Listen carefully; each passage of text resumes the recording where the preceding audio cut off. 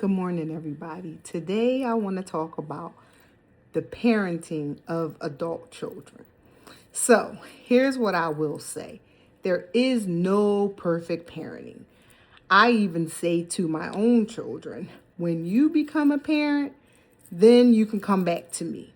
But when I was parenting you guys as best I could, I did what I learned from my parents and their parents, and the story goes on and on. So, here's what I want to talk about with trying to have an effective relationship with adult children because it can be trying at times. My advice is to take some deep breaths while counting to 10, especially if you're having some stress in the conversation and you're not able to communicate and say everything you need to say. Obviously, it's your child, so you kind of sort of want to do we can't talk at the same time. I'll let you go first, or do you want me to talk first? Either or, once you get done talking, then I'll speak.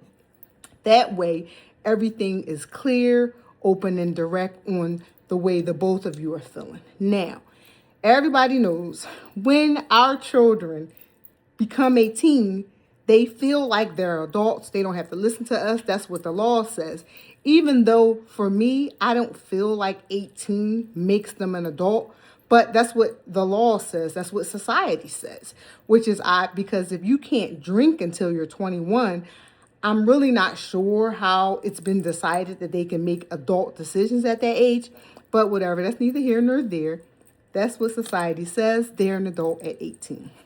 So once you get past 18 and they get into young adulthood, it can be trying, it can be taxing, poor communication. Some people have an authoritative parenting style. I myself am more of a communicating style parent. I always felt like my children had the ability to express how they felt and they didn't need to be penalized or punished for that.